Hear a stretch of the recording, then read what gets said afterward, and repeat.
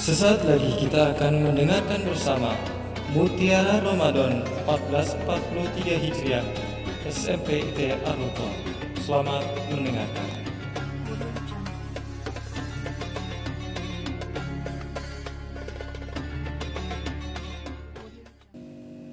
Assalamualaikum warahmatullahi wabarakatuh.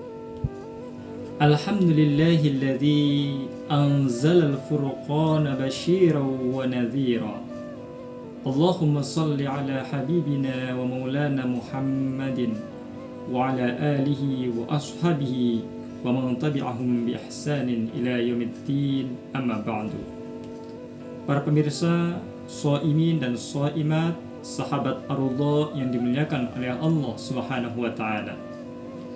Ramadan adalah bulan yang istimewa. Ramadan adalah bulan yang terbaik di antara bulan-bulan yang lain. Maka pantas Ramadan disebut juga dengan Sayyidus Syuhur, rajanya bulan atau penghulunya bulan. Sebagaimana Allah Subhanahu wa taala juga memuliakan baginda Nabi Muhammad sallallahu alaihi wasallam di antara nabi dan rasul yang lain. Makanya baginda Nabi disebut dengan Sayyidul Anbiya wal Mursalin, penghulunya nabi dan rasul. Maka kemuliaan bulan suci Ramadan hanya khusus diberikan kepada umat baginda Nabi Muhammad sallallahu alaihi wasallam, tidak kepada umat-umat yang lain. Umat Nabi Adam, umat Nabi Nuh, umat Nabi Musa, umat Nabi Ibrahim tidak diberikan kemuliaan Ramadan. Kemuliaan Ramadan hanya diberikan kepada umat baginda Nabi Muhammad sallallahu alaihi wasallam. Makanya pantas umat baginda Nabi Muhammad sallallahu alaihi wasallam ketika memasuki bulan suci Ramadan, kita menyambutnya dengan penuh gembira, kita menyambutnya dengan penuh sukacita. Bahkan dalam syair disebutkan, Syainillah ya Ramadan, Syainillah ya Ramadan, Syainillah ya Ramadan, bil qabul wal ghufran.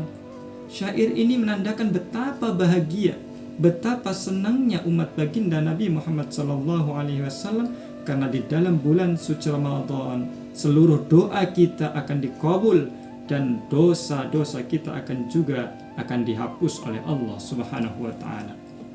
Maka pantas ketika bulan Ramadan tiba, yang tadinya malas untuk berangkat ke masjid melaksanakan sholat berjamaah, pada bulan suci Ramadan kita semuanya semangat untuk berangkat ke masjid melaksanakan sholat berjamaah. Yang tadinya malas untuk membaca Al-Quran, pada bulan suci Ramadan, alhamdulillah kita senang, suka membaca Al-Quran hingga berjuz-juz atau bahkan sampai khatam. Yang tadinya malas untuk bersedekah, berat untuk bersedekah, alhamdulillah pada bulan Ramadan kita tangannya diringankan untuk bisa memberi sedekah kepada orang yang membutuhkan. Yang tadinya malas untuk berpuasa, pada bulan Ramadan kita mampu menyelesaikan puasa 1 bulan penuh. Kalau biasanya kita malas untuk melaksanakan sholat sunnah, maka pada bulan Ramadan alhamdulillah kita bisa melaksanakan sholat sunnah hingga berpuluh-puluh rakaat sholat tarawih. Masyiral muslimin wa zumratal mu'minin, shaimin dan shaimat, para pemirsa yang dimuliakan oleh Allah Subhanahu wa taala. Maka ini perlu kita syukuri.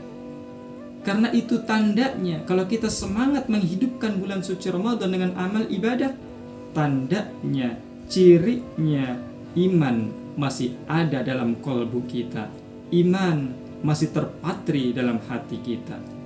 Makanya pantas Allah Subhanahu wa taala ketika memerintahkan ibadah puasa pada bulan suci Ramadan memulai seruannya dengan kalimat Ya ayyuhalladzina amanu, hai orang-orang yang beriman, bukan ya ayyuhan nas, hai sekalian manusia.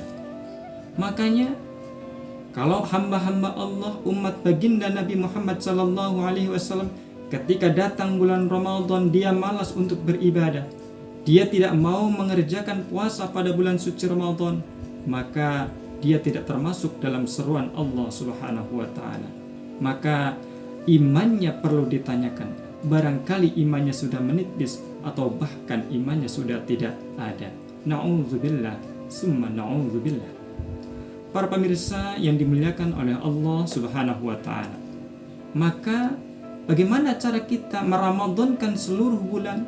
Perlu kita sadari.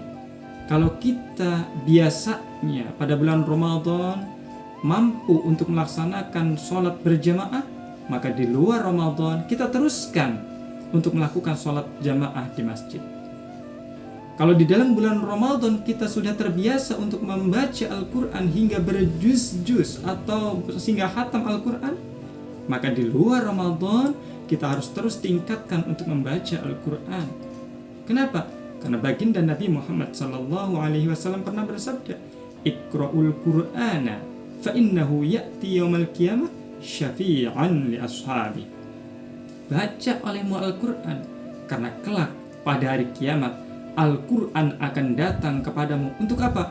Syafi'an li ashabi, untuk memberikan syafaat, memberikan pertolongan, memohonkan ampun kepada Allah Subhanahu wa taala bagi orang-orang yang membaca Al-Quran. Kalau kita di bulan Ramadan sudah terbiasa mampu untuk melaksanakan sholat sunnah tarawih berpuluh-puluh rakaat, maka di luar Ramadan kita juga bisa mengerjakan qiyamul lail, melaksanakan sholat tahajud.